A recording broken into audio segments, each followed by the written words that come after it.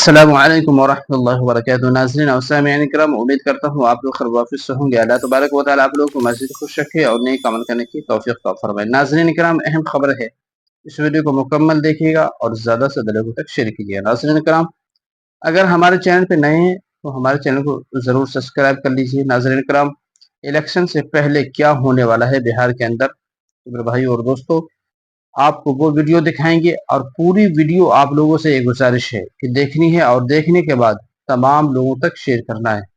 नाज़रीन करम, क्या बिहार के अंदर एनआरसी शुरू होने वाला है, क्या लागू हो गया है और किस तरीके से इलेक्शन से पहले काम होने जा रहा है वोटर लिस्ट का, तो आप पूरी मुकम्मल वीडियो देखिए और ज़रूर शेयर कीजिए ताकि लोगों को मालूम हो जाए। आप इस वीडियो को मुकम्मल देखिए।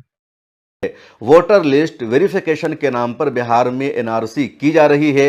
इस तरह के डॉक्यूमेंट्स मांगे जा रहे हैं, इस तरह के दस्तावेजात तलब किए जा रहे हैं और इतना कम वक्त दिया गया है जिससे सरकार की जो मंशा है वो साफ हो गई है। सरकार का जो असली मकसद है, एजेंडा है, उस पर अब सवाल उठने लगा है और इस मकसद के, इस कह लीजिए इस वोटर लिस्ट वेरिफिकेशन के पीछे का जो एजेंडा है वो साफ है कि कुछ लोगों को इक़्तिदार में शामिल करना है और कुछ पार्टियों को इक़्तिदार से बाहर करना है।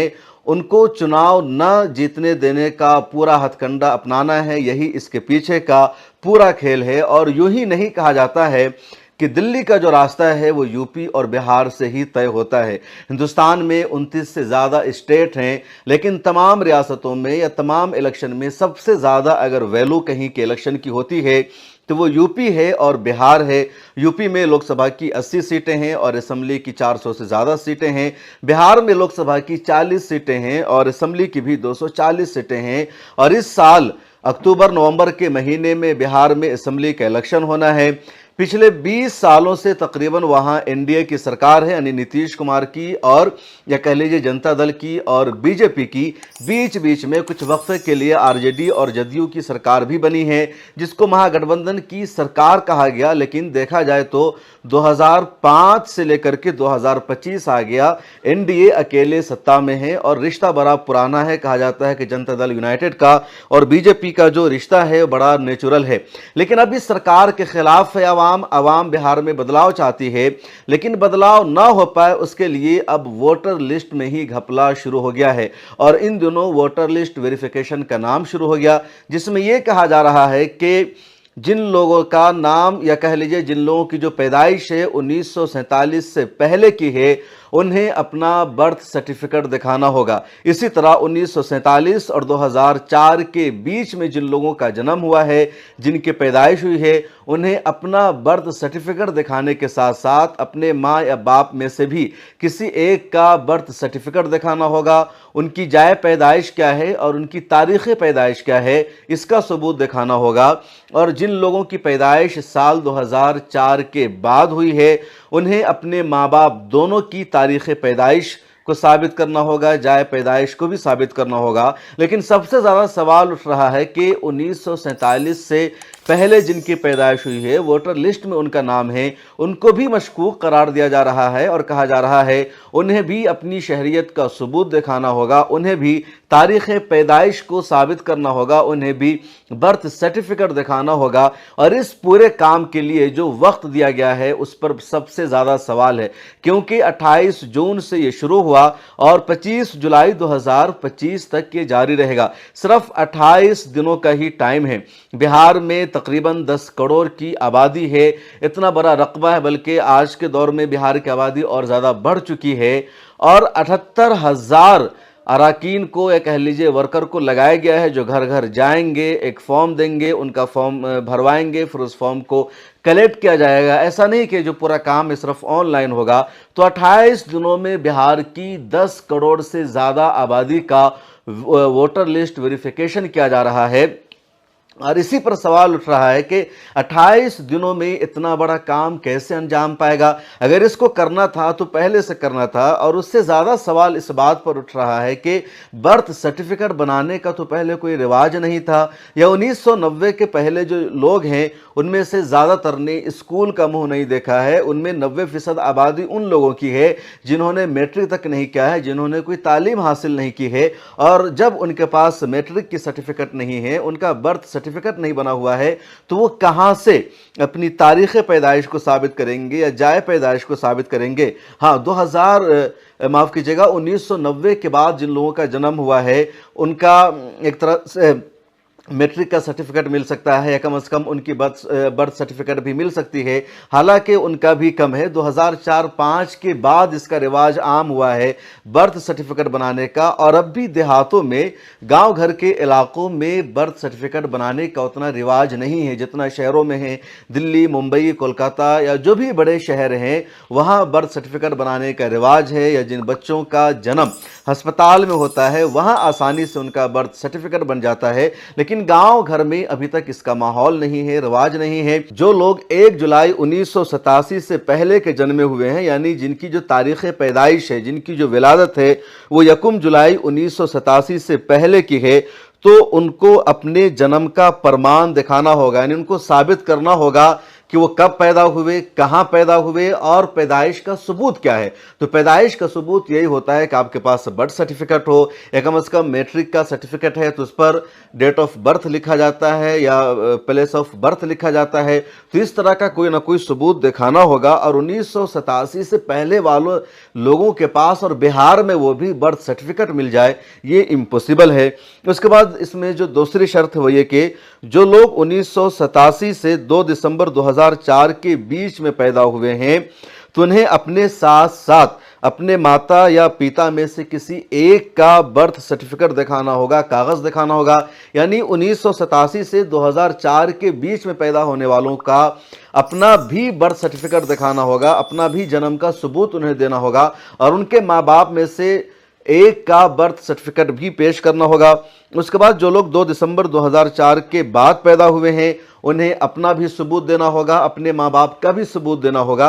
और ये उन लोगों को सबूत दिखाना नहीं है जो वोटर लिस्ट में अपना नया नाम शामिल कराना चाहते हैं, बल्कि जिनका नाम वोटर लिस्ट में पहले से मौजूद है उन्हें अपना बाज़ाब्ता ये सबूत दिखाना होगा। और जो सबसे बड़ा सवाल उठ रहा है वो कि बर्थ सर्टिफिकेट का सबूत दिखाना होगा। अगर दूसरा सबूत मांगा जाता कि पहले का वोटर लिस्ट में नाम है या वोटर आईडी पहले का बना हुआ है, पहले का कोई और शहरियत का सबूत है, डॉक्यूमेंट से, उसे दिखाओ तो चलेगा, लेकिन यहाँ तो पैदाइश का सबूत मांगा जा रहा है। और इसीलिए इस पर सवाल उठ रहा है क्योंकि इसका ख़ास मकसद है कि कुछ लोगों को वोटर लिस्ट से बाहर करना और कुछ लोगों को वोटर लिस्ट में शामिल करना, और इसके लिए जो वक्त दिया गया है वो ओनली 28 डेज़ का। और बिहार जो इतना बड़ा इलाका, इतना बड़ा सूबा, वहाँ 28 दिनों में ये पूरा अमल मुकम्मल हो जाए पॉसिबल नहीं है, मुमकिन नहीं है। और एनआरसी की मुखालफत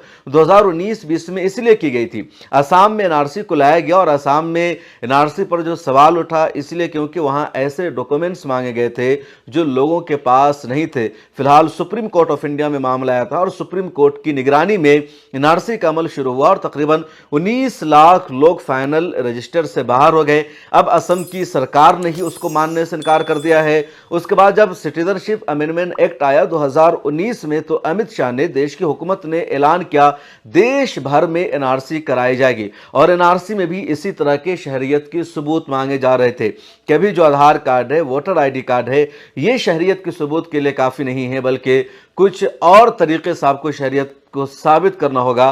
और देश भर में उसकी मुखालफत हुई, एहतजाज हुआ, ज़बरदस्त तरीके से सड़कों पर उतरे, पूरा हिंदुस्तान शाहीन बाग में तब्दील हो गया। और उसके बाद सरकार को कदम पीछे हटाना पड़ा और उसके बाद दोबारा सरकार ने एनआरसी को लाने की हिम्मत नहीं जुटाई है, क्योंकि जो एहतजाज हुआ था हिस्टोरिकल एहतजाज था, मुसलमानों ने लीड किया था और देश के तमाम लोगों ने एनआरसी की मुखालफत की थी, क्योंकि सभी जद में आएंगे। दलित और ओबीसी समाज के लोगों के लिए तो सबसे बड़ा खतरा पैदा हो गया था, क्योंकि उनके पास तो किसी तरह का सबूत नहीं होता, डॉक्यूमेंट्स नहीं होता।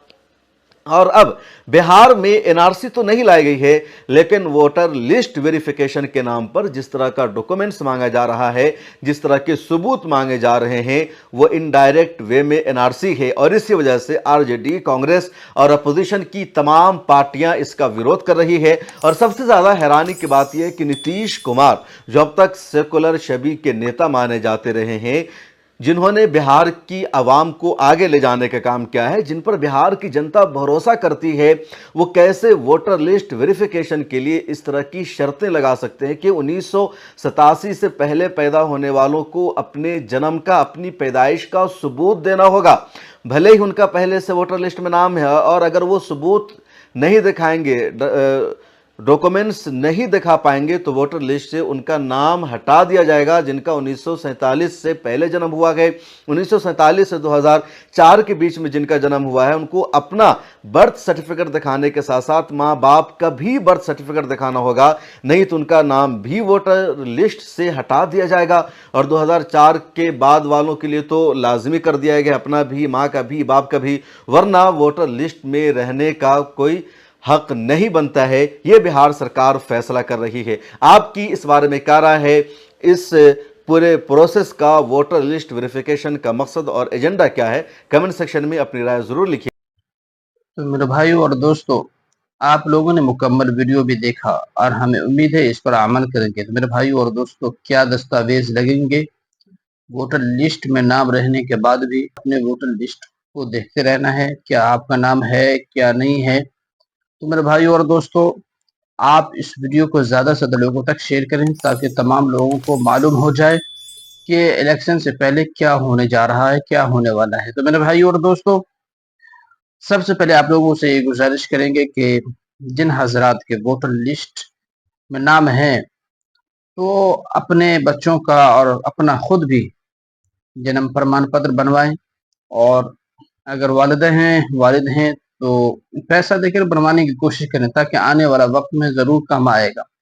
तो आप कोशिश करें, अपने प्रमाण पत्र बनाएं और जो भी कागजात हैं वो मुकम्मल तरीके से तैयार रखें, पाक साफ सुथरा हर काम को करने की कोशिश करें ताकि आगे चल के कोई मुश्किल का सामना ना करना पड़े। तो मेरे भाई और दोस्तों, तो इस वीडियो को ज़्यादा से ज़्यादा लोगों तक शेयर करें और तमाम लोगों तक शेयर करने की कोशिश करनी है। और हमारे चैनल पे नए हैं तो हमारे चैनल को ज़रूर सब्सक्राइब कर लीजिए इस तरीके का वीडियो देखने और सुनने के लिए, और तमाम हक और सच बातें आप लोगों तक पहुंचाने की कोशिश करेंगे। हमारे चैनल को सब्सक्राइब कीजिए, सपोर्ट कीजिए और लाइक ज़रूर कीजिए। अस्सलामु अलैकुम व रहमतुल्लाहि व बरकातहू।